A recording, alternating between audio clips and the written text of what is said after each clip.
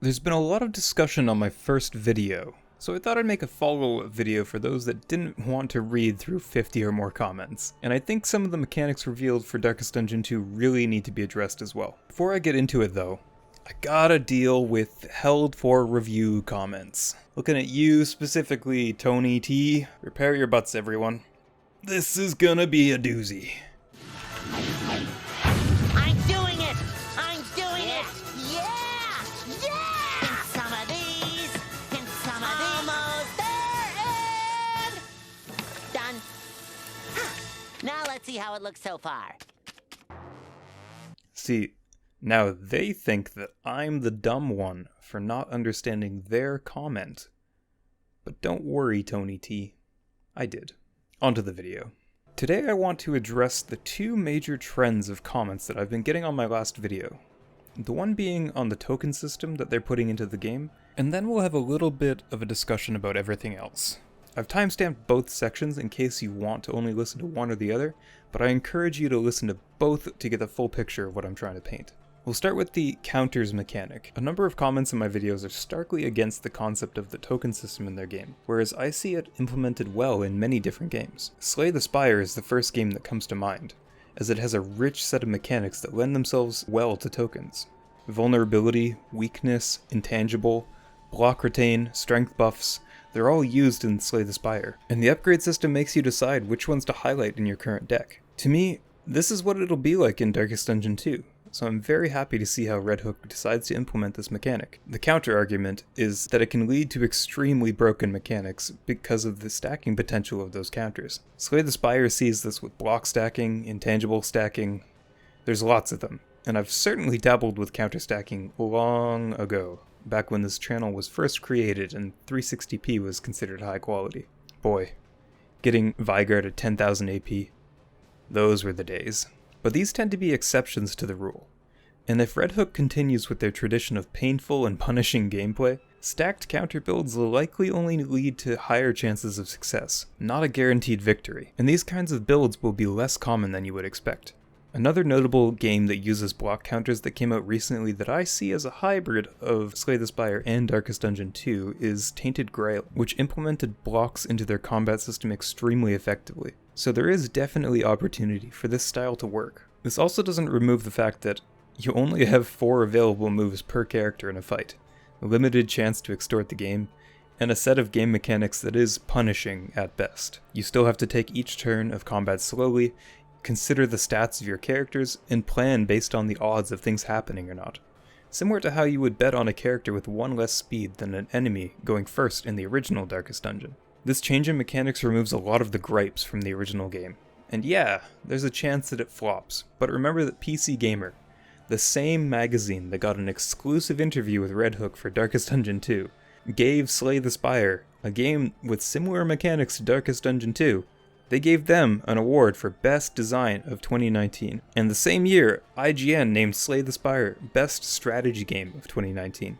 So when I sit here and preach about the token system, like, come on, how are you not hyped for Redhook to be making what could possibly be the best strategy game of 2021? Personally, I think it's nostalgia for the original Darkest Dungeon that is holding people back. Which leads directly into my next point. Not liking the game because Darkest Dungeon's original roster is being gutted, the gameplay is going to be different, and all of the complaints in between. No duh. Darkest Dungeon 2 is going to be a completely different game, with a completely different atmosphere, a completely different set of mechanics, characters, bosses, scenarios, stupid lore journals to collect. You name it, it's going to be different. We know very little about the game at this point, but I can honestly say that some characters just won't work in the new game. I mean, really, think about how out of place antiquarian would be in a caravan travel game. Like, what are they gonna do? Jump out of the cart to search an abandoned eldritch estate in the hopes of bringing home gold and glory? Oh wait, that was their plot in the original Darkest Dungeon. No, it makes no sense for some of the old classes to come along. And even outside of that, you're just being a wally if you want Redhook to make a carbon copy of the first game. This is Redhook's first time to not be shackled to the demands of their fans from the outset. Remember, the original Darkest Dungeon was a Kickstarter campaign, and they've even said in interviews that, quote, The funny thing about Kickstarter was that we had to make the campaign in advance of making the game. The stretch goals were interesting because we were basically trying to come up with other cool things that you could do in the game. But sometimes you do kind of sign yourself up for stuff that halfway through development, you go, oh man, do we really want to do that thing? Tyler Sigmund also noted in the interview that they want this game to not become a better version of the original, because that would make the original obsolete, and nobody would want to play the original game anymore. The other quote that I'd like to bring into focus is from Chris Bourassa, the co-founder of Redhook. It's very much kind of like a spiritual successor or like a companion to the first game, but not a direct, it doesn't inherit directly from the first one, because we didn't want to invalidate the first game. A lot of times you see sequels come out and they're mechanically, artistically, scope-wise, they're more robust. They're better, by all measure, they're better than the debut title.